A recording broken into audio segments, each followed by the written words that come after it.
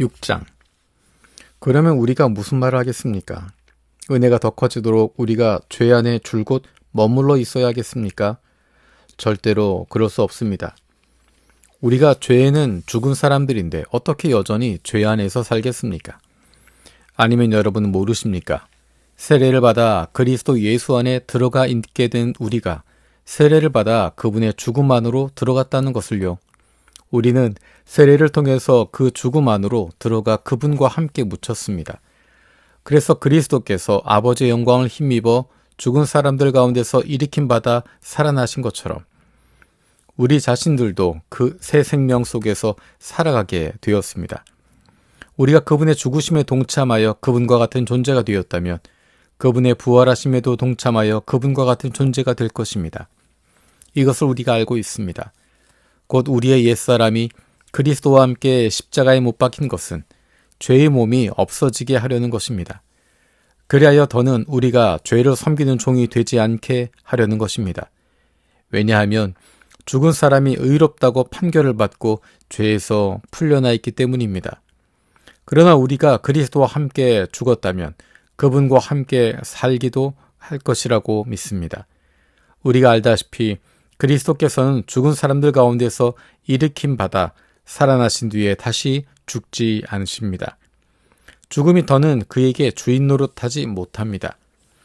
그분이 죽으신 것은 죄의 지배를 끝장내려고 단 한 번 죽으신 것입니다. 그분이 사시는 것은 하나님을 바라보며 계속 살아가시는 것입니다. 이와 같이 여러분 자신들도 여러분이 죽어서 죄의 지배를 끝장냈고 그리스도 예수 안에서 하나님을 바라보며 살아간다고 여기십시오. 그러므로 죄가 여러분의 죽을 몸 안에서 지배하지 못하게 하여 그 몸의 욕망에 굴복하지 않도록 해야 합니다. 여러분 몸의 각 부분을 불의의 무기로 쓰이도록 죄에게 바치지 마십시오. 오히려 여러분 자신들을 죽은 사람들 가운데서 살아난 사람답게 하나님께 바치십시오. 여러분의 각 부분을 의의 무기로 쓰이도록 하나님께 바치십시오. 정말이지 죄가 여러분의 주인 행사를 하지 못할 겁니다. 여러분 율법 아래 있지 않고 은혜 아래 있기 때문입니다. 그러면 어떻게 말해야 하겠습니까? 우리가 율법 아래 있지 않고 은혜 아래 있으므로 죄를 지어야 하겠습니까? 절대로 그럴 수 없습니다. 여러분 알지 못하십니까? 누군가에게 여러분 자신들을 종으로 바쳐서 그를 따르면 여러분은 여러분이 따르는 그 사람의 종이 되는 것 아닙니까? 죄의 종이 되어 죽음에 이르거나 순종의 종이 되어 의에 이르거나 하는 것 아닙니까? 그러나 하나님께 감사드립니다. 이제 여러분이 한때는 죄의 종이었지만 이제는 전해받은 가르침의 본을 조차 마음으로 순종하게 되었습니다. 죄에서 벗어나 자유를 얻고 의를 섬기는 종이 되었습니다. 여러분이 제대로 이해하지 못할까봐 사람들이 흔히 말하는 대로 말합니다. 여러분의 몸의 각 부분을 더러움과 불법을 섬기는 종으로 바쳐서 점점 더한 불법에 이르렀습니다. 마찬가지로 이제는 여러분 몸의 각 부분을 의를 섬기는 종으로 바쳐서 거룩함에 이르도록 하십시오. 여러분이 죄의 종이었을 때 여러분은 의에 대해서는 자유로웠습니다. 그래서 여러분이 그때 무슨 열매를 거두었습니까? 그때 저지른 짓들을 이제는 여러분이 창피해야 합니다. 그 끝은 죽음이니까요. 그러나 이제 여러분은 죄에서 벗어나 자유롭게 되었고 하나님을 섬기는 종이 되었습니다. 그래서 여러분이 거룩함이라는 열매를 맺게 되었습니다. 그 끝은 영원한 생명입니다. 죄의 품값은 죽음이고 하나님의 은혜의 선물은 그리스도 예수 우리 주 안에서 누리는 영원한 생명입니다. 7장. 여러분은 이것을 모르십니까? 형제 자매 여러분, 나는 율법을 알고 계시는 분들에게 말씀드립니다. 율법은 사람이 살아있는 동안에만 그 사람의 주인이 되지 않나요? 결혼한 여자는 남편이 살아있는 동안은 그 남편에게 율법으로 매여 있습니다. 그렇지만 그 남편이 죽으면 그를 남편에게 매어둔 율법에서 풀려납니다. 따라서 남편이 살아있는 동안에 다른 남자와 관계를 맺으면 바람피운 여자라고 불릴 것입니다. 그러나 그 남편이 죽으면 그 여자는 율법에서 벗어나 자유롭습니다. 그래서 다른 남자와의 관계를 맺는다 해도 바람피운 여자가 되는 것은 아닙니다. 그러나 나의 형제자매 여러분, 여러분 자신들도 그리스도의 몸을 통해 율법에 대해 죽임을 당했습니다. 그리고 다른 분, 곧 죽은 사람들 가운데서 일으킴 받아 살아나신 분께 속하게 되었습니다. 그래야 우리가 하나님을 위해 열매를 맺게 되었습니다. 우리가 육신 안에 있을 때는 율법을 통해 일어나는 죄의 욕망이 우리의 몸 각 부분에서 활동하고 있었습니다. 그리하여 우리가 죽음에 이른 열매를 맺게 됐습니다. 그러나 이제 우리는 율법에서 풀려났습니다. 우리가 얽매였던 율법에 대해 죽음으로써 말입니다. 그리하여 우리는 종로로 다돼 성령님의 새로운 방식으로 하지 글자로 된 율법의 낡은 방식으로 하지 않습니다. 그렇다면 우리가 무엇이라 말할까요? 율법이 죄입니까? 절대로 그럴 수 없습니다. 오히려 율법을 통하지 않고서는 내가 죄를 알지 못했을 것입니다. 율법이 넘보지 마라 하고 말해주지 않았다면 넘보는 것을 알지 못했을 겁니다. 그러나 죄가 계명을 통해 기회를 잡아 내 안에서 온갖 넘보는 마음을 불러일으켰습니다. 율법이 없으면 죄는 죽은 상태이기 때문입니다. 분명히 한때 율법이 없을 때는 내가 살아있었습니다. 그런데 율법이 오자 죄가 살아났습니다. 도리어 나는 죽고 말았습니다. 생명으로 이끌 바로 이 계명이 나에게는 죽음으로 이끄는 것으로 드러났습니다. 죄가 계명을 통해 기회를 잡아 나를 완전히 속였고 계명을 통해 나를 죽였습니다. 따라서 율법은 거룩합니다. 그리고 계명은 거룩하고 정당하며 훌륭합니다. 그렇다면 그 훌륭한 것이 나에게는 죽음의 원인이 되었습니까? 절대로 그럴 수 없습니다.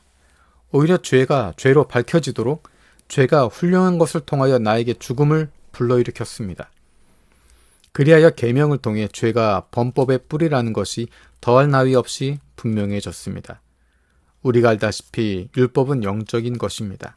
그런데 나는 육신적이어서 죄 아래로 팔린 상태입니다. 나도 내가 무슨 일을 하고 있는지 알지 못합니다. 내가 원하는 일, 바로 그것을 실천하지 않고 오히려 내가 역겨워하는 일, 바로 그것을 행하고 있으니 말입니다. 내가 원하지 않는 일, 바로 그것을 행하고 있다면 나는 율법이 선하다는데 동의하는 셈입니다. 그렇다면 이제 그 짓을 하는 것은 더는 나 자신이 아니라 내 안에 자리 잡고 사는 죄입니다.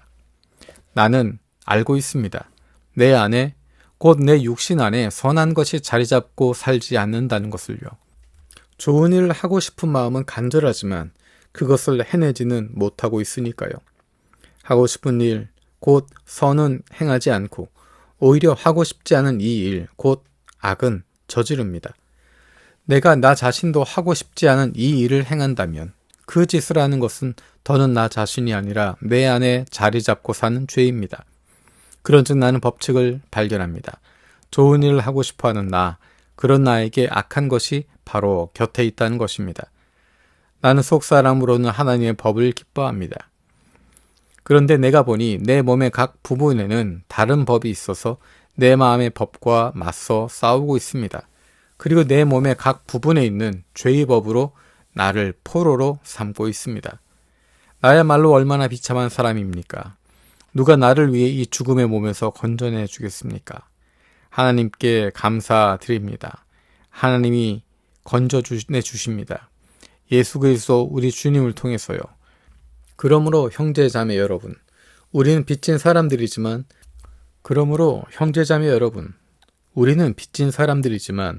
그렇다고 육신에 빚을 져서 육신을 따라 살아가야 할 사람들은 아닙니다.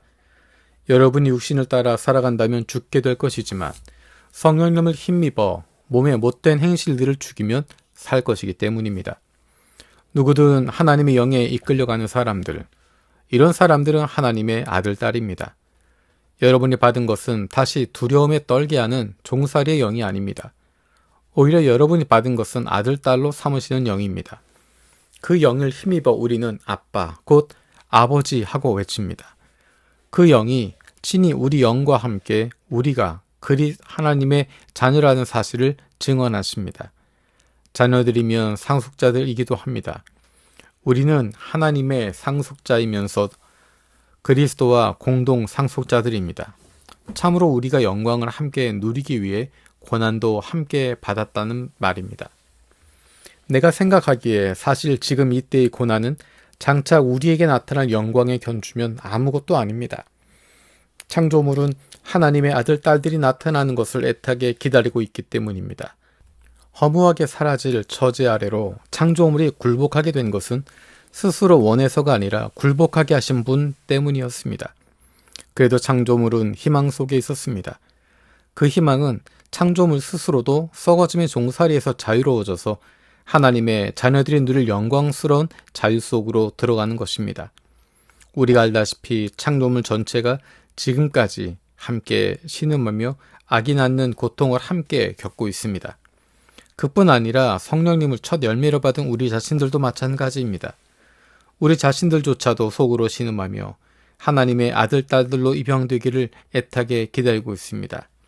또 우리 몸을 죄에서 완전히 풀어주시기를 말입니다. 이 희망을 위해서 우리는 구원받았기 때문입니다. 보이는 희망은 희망이 아닙니다. 보고 있는 것을 누가 희망합니까? 우리는 아직 보지 못하는 것을 희망함으로 견디면서 애타게 기다리고 있는 것입니다. 마찬가지로 성령님도 나약한 우리를 도와주십니다. 무엇을 두고 마땅히 어떻게 기도해야 할지 우리는 알지 못하기 때문입니다. 그러나 성령님이 친히 말로는 표현할 수 없는 탄식을 마시면서 우리를 위해 대신 간청해 주십니다. 마음을 자세히 살펴보시는 분은 성령님의 생각이 무엇인지를 아십니다. 하나님의 뜻에 맞게 성령님이 성도들을 위해 대신 간청하고 계시기 때문입니다. 우리가 아시다시피 하나님을 사랑하는 사람들에게는 모든 것이 한데 어우러져 좋은 결과를 이룹니다. 곧 하나님이 미리 정해두신 계획대로 부르심을 받은 사람들에게는요. 하나님은 미리 선택하신 사람들을 미리 정하시기를 그 아들의 모습과 같은 모양이 되게 하셨기 때문입니다. 이렇게 해서 그 아들이 많은 형제 자매들 가운데서 맞이가 되도록 하셨던 것이지요. 하나님이 미리 정해두신 사람들을 이들을 또한 부르셨습니다. 부르신 사람들 이들을 또한 의롭다고 인정하셨습니다. 의롭다고 인정하신 사람들 이들을 또한 영광스럽게 하셨습니다. 그렇다면 이런 일에 대하여 우리가 무슨 말을 해야 하겠습니까? 하나님이 우리를 위하시면 누가 우리를 맞설 수 있겠습니까? 하나님은 자기 아들을 아끼지 않으시고 우리 모두를 위해 내주셨습니다. 그렇다면 당연히 그분이 그 아들과 함께 다른 모든 것도 우리에게 은혜의 선물로 베풀어 주시지 않겠습니까? 하나님이 선택하신 사람들을 누가 고발하겠습니까? 의롭다고 인정하신 분은 하나님이십니다. 유죄 판결을 내릴 수 있는 사람이 누구입니까? 그리스도 예수님은 죽으셨을 뿐만 아니라 일으킴받아 살아나신 분이십니다. 또한 하나님 오른쪽에 계시는 분으로 우리를 위해서 대신 간청도 하시는 분이십니다. 누가 우리를 그리스도의 사랑에서 떼어낼 수 있겠습니까? 고난이나 옥죄임이나 박해나 굶주림이나 헐버릇음이나 위험이나 칼입니까? 성경이 이렇게 적혀있는 대로입니다. 주님 때문에 우리는 죽임을 당합니다. 온종일 잡아 죽일 양처럼 여겨집니다. 그러나 이 모든 상황 가운데서도 우리는 우리를 사랑하시는 하나님을 힘입어 거뜬히 이겨냅니다. 나는 확신하기 때문입니다. 그 무엇도 하나님의 사랑에서 우리를 떼어낼 수 없으리라는 것을요. 죽음이나 생명이나 천사들이나 통치자들도요. 현재일이나 장래일이나 능력자들요. 높음이나 깊음이나 다른 어떤 창조물도요. 그 무엇도 그리스도 예수 우리 주님 안에 나타난 하나님의 사랑에서 우리를 떼어낼 수 없을 것입니다. 9장. 그리스도 안에서 나는 참말을 하지 거짓말하지 않습니다. 내 양심도 성령 안에서 나와 더불어 증언합니다. 내 슬픔이 크고 내 마음속에 진통이 끊어지지 않습니다. 차라리 나 자신이 저주를 받아 그리스도께로부터 끊어지면 좋겠습니다. 내 형제 자매들 곧 혈통상의 내 결례를 위해서라면요. 그들은 이스라엘 사람입니다. 하나님이 그들을 아들, 딸로 삼으시고 그들에게 영광을 보이시고 여러 언약을 맺어 주셨습니다. 율법을 주시고 예배하는 법을 알려주시고 여러 약속을 해 주셨습니다. 그들은 위대한 조상들의 후손이고 혈통으로 볼 때 그리스도께서도 그들한테서 나셨습니다. 모든 것 위에 계신 하나님이 영원토록 찬양받으시기를. 아멘. 그렇지만 하나님의 말씀이 소용없게 되었다는 그런 말은 아닙니다.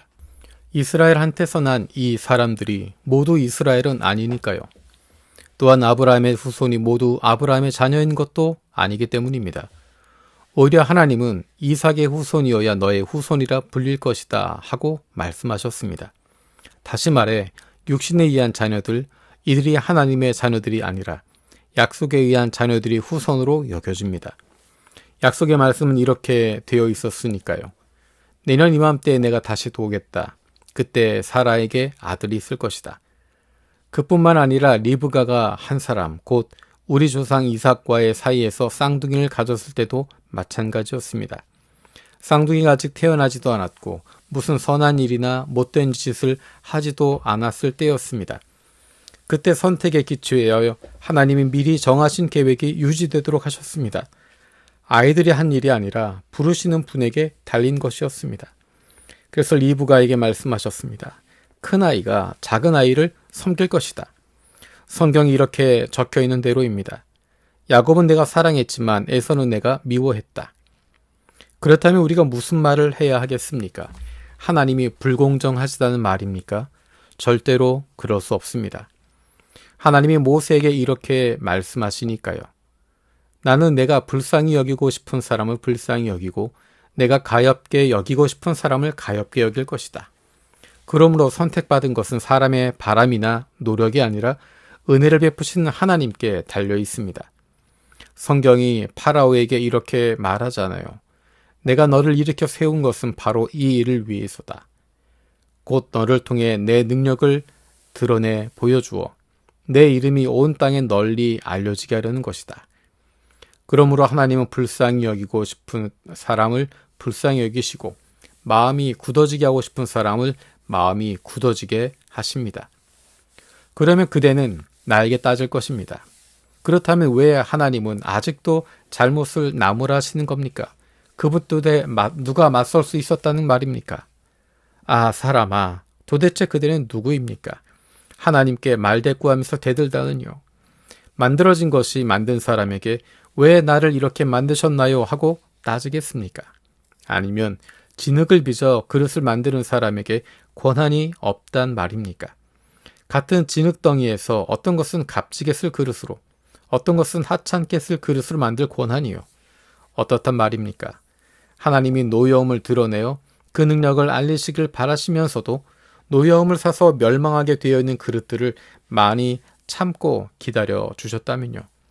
어떻단 말입니까? 영광을 누리도록 미리 준비해 두신 그릇들, 곧 불쌍히 여기심을 받을 그릇들에게는 하나님의 영광의 풍부함을 알리시려고 하셨다면요. 하나님이 불쌍히 여기실 그릇들로 우리도 부르셨습니다. 유대아 사람들 가운데서뿐만 아니라 다른 민족들 가운데서도요. 호세아서에서도 말씀하신 대로입니다.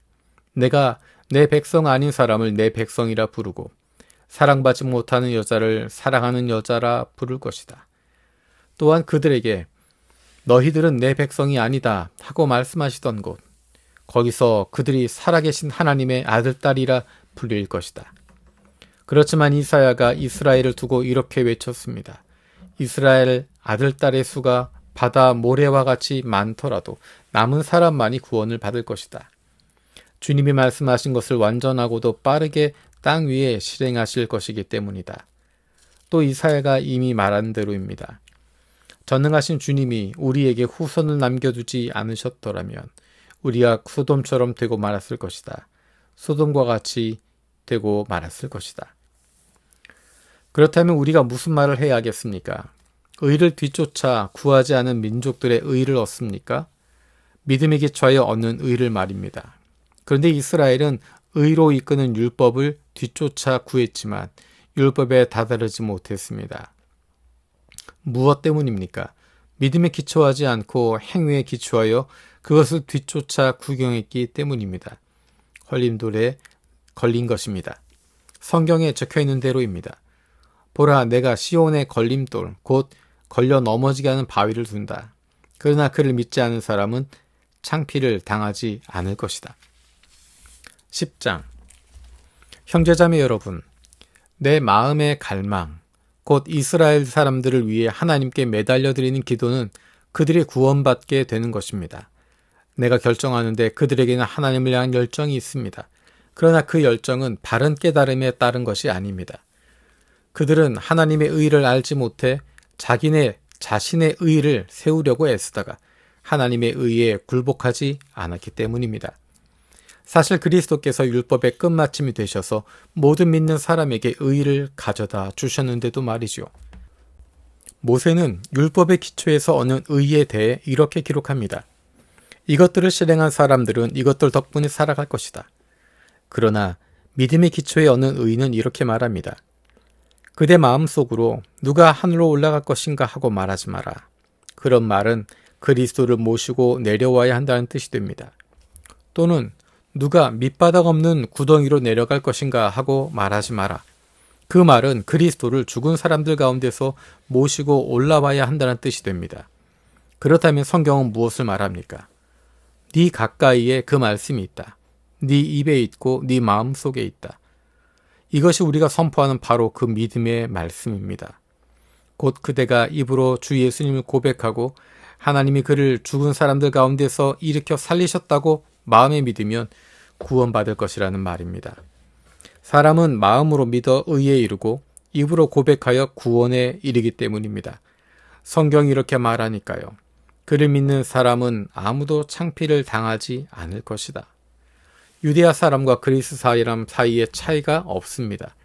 동일한 주님이 모든 사람의 주님이시고 주님을 부르는 사람 모두에게 주님은 넉넉히 베푸시기 때문입니다. 주님의 이름을 부르는 사람은 누구나 모두 구원받을 것입니다. 하지만 믿은 적이 없는 분을 어떻게 부를 수 있겠습니까?